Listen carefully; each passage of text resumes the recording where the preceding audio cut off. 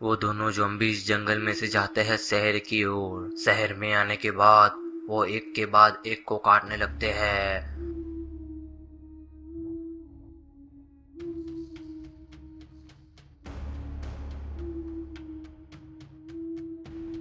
और ऐसा करते करते शहर में बहुत सारे लोग ज़ॉम्बीज़ बन जाते हैं। ये सब लतीफ़ा फैमिली अपनी खिड़की में से देख रही थी कि ये क्या हो रहा है बाहर।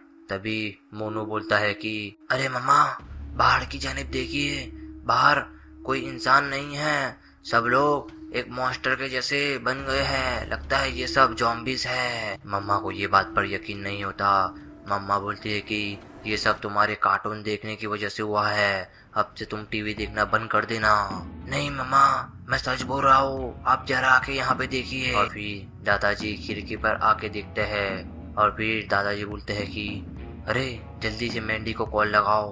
और फिर वो लोग सीधा मैंडी को कॉल लगाते हैं। मैंडी डॉक्टर झटका की लैब से निकल चुकी थी और रास्ते में आते हुए उसकी कार खराब हो जाती है। तभी मैंडी के ऊपर दादाजी का कॉल आता है। तभी दादाजी बोलते हैं कि अरे मैंडी बेटा, तुम कहाँ हो? शहर के हालात ठीक नहीं हैं, जल्दी से तुम घर आ जाओ, हमें बहुत डर लग रहा है। जी दादाजी, मैं आ रही हूँ, थोड़ी देर रुकिए, मेरी कार खराब हो गई है, मैं पैदल ही आ रही हूँ अपने घर, जल्दी से आ रही हूँ मैं अपने घर, वहीं पे रुकिए आप सब। और हाँ, हालात ठीक ना हो तो दरवाजा मत खोलना घर का।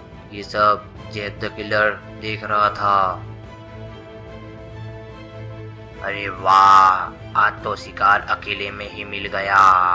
ये खबर मैं ग्रैनी को जाकर बताऊंगा तो ग्रैनी बहुत खुश हो जाएगी। जब द किलर सीधा भागते हुए जाता है ग्रैनी के घर की ओर। और ये बात मैंडी नहीं जानती थी और मैंडी पैदल ही निकल जाती है शहर की ओर। और इधर डॉक्टर झटका उस केमिकल की दवाई ढूंढ रहे थे। अरे यार, ये क्या हो गया? मुझे दवाई क्यों नहीं मिल रही है? लगता है मेरा दिमाग काम करना बंद कर चुका है। अरे यार, ये क्या हो रहा है मेरे साथ? जल्दी से मुझे दवाई ढूंढनी होगी वरना बहुत बड़ा खतरा बन सकता है ये सब।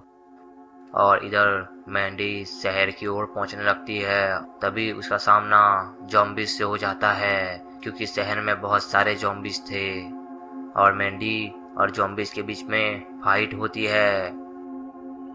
और इधर दादाजी मैंडी को कॉल लगा रहे थे बार बार, लेकिन मैंडी कॉल नहीं उठा रही थी। दादाजी और लतीफ़ा फैमिली पूरी घबरा जाती है। दादाजी बोलते हैं कि लगता है कुछ गड़बड़ है, मुझे जल्दी से जाना होगा वरना कुछ भी हो सकता है। मैंडी अपना कॉल तो उठा ही लेती है लेकिन इस बार क्या हुआ है तो वो कॉल ही नहीं उठा रही है। और फिर मोनू और दादाजी बाहर निकलते हैं घर के और मैंडी की तलाश के अंदर निकल जाते हैं। और इधर जब द किलर ग्रैनी के घर पहुंच जाता है।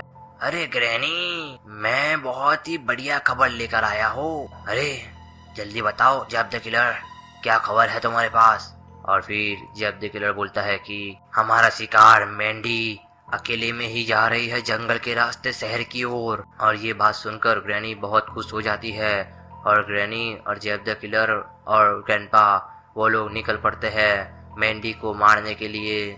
और इधर मैंडी को बहुत सारे ज़ॉम्बीज़ घेर लेते हैं और फिर मैंडी बोलती है कि अरे ये कैसे है यार, ये कैसे ज़ॉम्बीज़ है, मर भी नहीं रहे।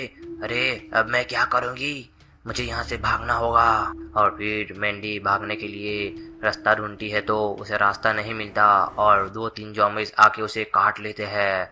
उसके बाद मैंडी भी ज़ॉम्बीज़ बन जाती है और मोनू और दादाजी मैंडी को ढूंढ रहे थे। दोस्तों, आपको क्या लगता है, क्या लतीफ़ा फैमिली बच पाएगी या नहीं? क्या मोनू और दादाजी बच पाएंगे या नहीं? और क्या लतीफ़ा फैमिली घर में से कभी बाहर निकल पाएगी या नहीं? ये हम पार्ट 3 में देखेंगे। अगर आप लोगों को पार्ट 3 देखना हो तो हमारे चैनल को ज़रूर सब्सक्राइब करना। Thanks for watching, bye bye.